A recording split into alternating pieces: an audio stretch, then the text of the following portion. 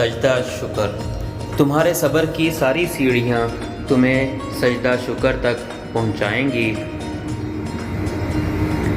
حق، اگر قسمت کا لکھا ہی سب کچھ ہوتا تو اللہ کبھی ہمیں دعا کا حق نہیں دیتا۔ تہجد کے وقت اللہ وہ دعائیں بھی سن لیتا ہے جسے دنیا ناممکن کا خطاب دے چکی ہوتی ہے۔ فریاد، دیکھو اللہ سے فریاد کر کے یوں قبولیت پر شک نہیں کیا کرتے۔ قبولیت جب مانگنے کی توفیق وہ دے رہا ہے تو کیا قبولیت کی یہ پہلی نشانی نہیں لگتی تم کو؟ نماز کو محبت سمجھ کے ادا کرو گے تو اللہ پاک اگلی نماز کے لیے تمہیں خود کھڑا کر دے گا۔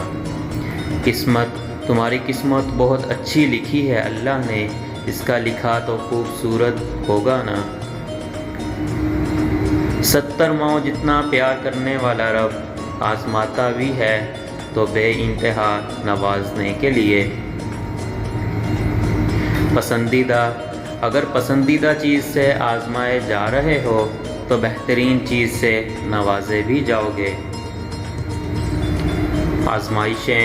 آزمائشیں یوں ہی عطا نہیں ہوتی، وہ لوگ خاص ہوں وہ آزمائے جاتے ہیں۔ کن جس نے دی ہیں نعمتیں ہم کو وہ کن بھی کر دے گا۔